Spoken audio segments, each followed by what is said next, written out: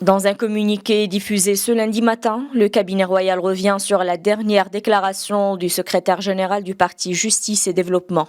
Cette déclaration contient des dépassements irresponsables et des approximations dangereuses concernant les relations entre le Royaume du Maroc et l'État d'Israël, en lien avec les derniers développements dans les territoires palestiniens occupés.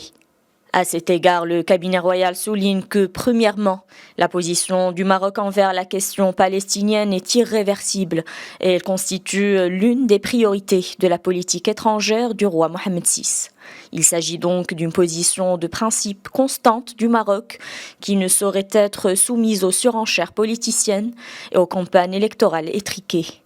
Deuxièmement, la politique extérieure du royaume est une prérogative du roi en vertu de la Constitution que le souverain exerce conformément aux constantes nationales et aux intérêts suprêmes de la patrie, et à leur tête la question de l'intégrité territoriale.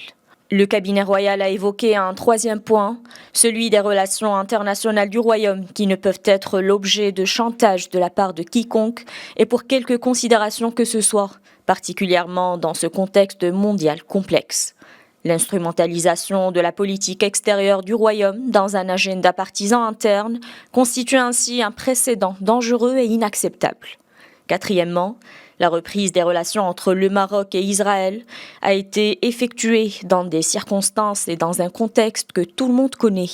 Elle est encadrée par le communiqué du cabinet royal du 10 décembre 2020 et celui publié le même jour à la suite de la communication téléphonique entre le roi et le président palestinien, ainsi que par la déclaration tripartite du 22 décembre 2020 signée devant le souverain.